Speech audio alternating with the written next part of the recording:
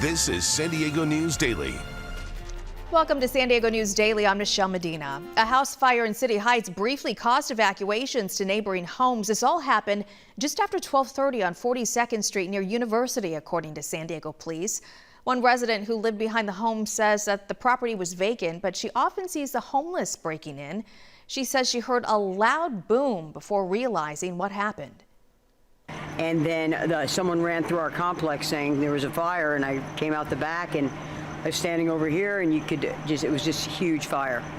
And the ashes were dropping right where I was standing, and you could feel the heat really intensely. That neighbor also said she's seen 3 fires at the property. One person was treated by paramedics, no word on their condition. Police say no one else was hurt. The fire is not considered suspicious and is under investigation. President Trump has indicated that members of the military will be paid this week despite the government shutdown. He made that announcement on social media. NBC News confirmed from the Office of Management and Budget that the money would come from research and development funds that were earmarked for the Defense Department. Vice President J.D. Vance and Defense Secretary Pete Hegseth are set to visit Camp Pendleton next weekend. They're going to be here for the U.S. Marine Corps' 250th birthday event happening on base. Vice President Vance, a former Marine himself, served with the 2nd Marine Aircraft Wing as a combat correspondent and deployed to Iraq. He is the first Marine to serve as Vice President of the United States. More than 15,000 Marines and sailors, veterans, and their families are expected to attend that celebration. New legislation signed into law by the governor allows for more housing to be built near public transit areas. He signed Senate Bill 79 into law on Friday, but the newly signed legislation, it is stirring up some controversy. It allows the state to override local zoning rules. It allows the development of tall apartment and condo buildings statewide in areas where single-family homes are near transit stations. The law gives a green light to projects so they can be built within a quarter mile and a half a mile from transit stops. Those projects could range anywhere from 5 to 6 stories tall.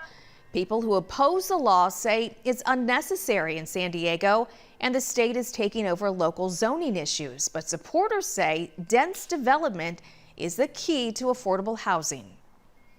We're sort of ending the sort of one-size-fits-all approach to housing that a lot of cities have been taking, which has been only allow single unit houses across most of the urban land that they have, and will now allow all kinds of homes of different sizes to be built in cities across the state. The new law is set to take effect on July 1st of next year.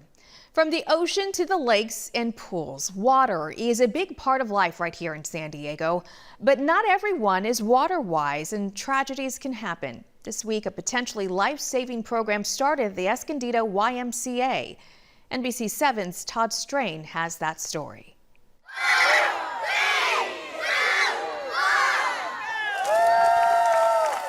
Kids jumping in the pool, it happens all the time. But for many of these kids, this is their first time in a pool. It's really scary. I really want to learn how to swim. I just want to, I want to be like everybody else. Everybody else knows how to swim, so it's Well, Alexis and other kids are finally getting that chance. This week, Escondido Union School District launched its first ever swim lesson and water safety program. I didn't know how to swim before, and I learned. And how'd that make you feel? Good. Go! The school district and the YMCA's expanded learning program will bring over 1,000 elementary school kids a year into this pool. It's honestly been so amazing to see these students have access to water. In a community and a school district where many kids either don't know how to swim or have no water safety experience, this swim class could be life-saving. Some of them are scared. They're maybe not sure, what do I do when I'm in the water? So the fact that they have the opportunity to work with swim instructors and just learn the basics of swimming, I think will definitely be life-changing and ensure that, long-term they're safe anytime they're around a swimming pool. Swim instructors working with kids. You got it! And you could see immediate progress. Of course, every kid already has a favorite part of swimming. I like going deep because we have to play hide and seek. My brother can't find me because I'm deep in the water. I learned how to float in the water. The rings, we had to go all the way down and grab them. They have you hold on to the edge and go back and kick your feet. Now, the YMCA pool looks great now, but that wasn't always the case. The pool was closed and in disrepair since COVID. It was brought back to life through a $1.2 million renovation funded by Escondido Union School District. So was it worth it? Well, the answer lies when you ask the kids how they feel in the pool after just one day. Happy.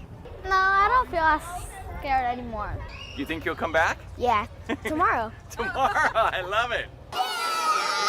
It's a pool party in Escondido. I'm Todd Strain, NBC 7.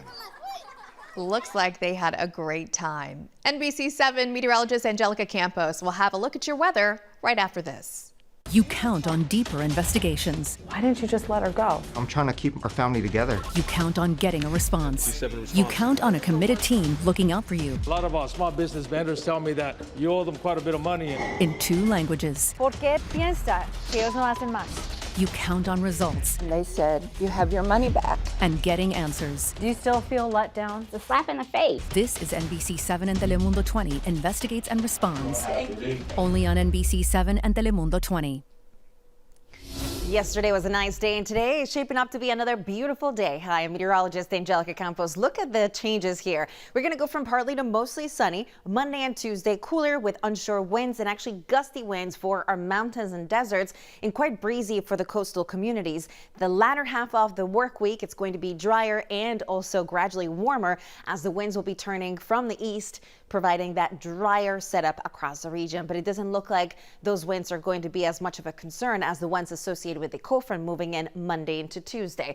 A high risk of rip currents. The swells between 3 and 5 feet. And we do have that low tide this morning, so high tide will be this afternoon at 2:17.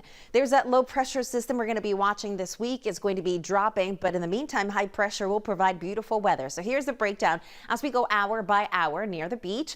Around 69 degrees this afternoon, partly to mostly sunny, and then cloudy again at 7, keeping those temperatures in the low 60s as we go all the way to midnight. Inland valleys, you're going to average in the mid 70s at noon. In the afternoon, look at all that sunshine. You're going to need that sunblock no matter what you do today.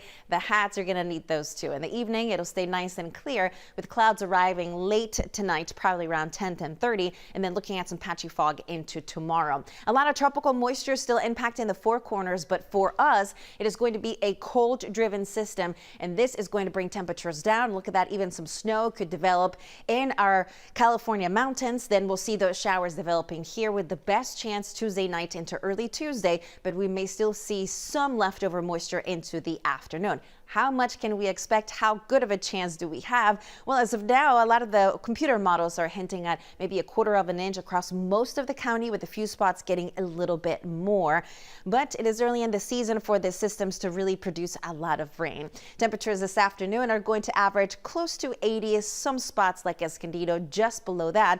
But just again, a beautiful day, a beautiful Sunday. Take advantage of it and enjoy it. Tonight, the skies are going to start getting cloudier after 10 p.m. with temperatures hovering in the mid-50s as we wake up tomorrow morning. A chilly start in areas like Ramona, and 39 degrees in Julian. Borrego also dropping to 59 degrees. Near the coast, we'll see 60s as that cold front moves in. Breezy conditions, winds here up to 25 miles per hour with that chance for showers Monday into Tuesday, and then drier for the second half of the week. We'll go from 70s today to 50s in just a matter of days. So cooler weather to start the week in the mountains, but gradually improving by the end of the week, close to 70 with plenty of sunshine. It will get windy here. This part of the county, you could see gusts over 40 miles per hour as that cold front moves in Monday night into early Tuesday. Nisha? Angelica, thank you. Nearly a dozen World War II veterans set up shop on USS Midway this weekend. There, they got to share their stories with people visiting the museum. 10 veterans sat at a table aboard the ship and shared stories about their service during World War II. Fred Taylor is one of the 10 San Diego area veterans. He was part of the 52nd Fighter Group of the 15th Air Force. It operated in Italy during the war.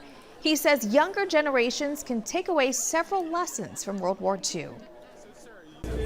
the young people today, I guess I would just say to do their best and be kind to other people and try to keep a positive attitude despite the kind of turmoil we have in our world right now. The Midway also held a cake-cutting ceremony to celebrate the Navy's 250th birthday. There's more coverage you count on at NBC7.com. You can always find us on your Roku or Samsung Smart TV app. Thanks for watching. I'm Michelle Medina.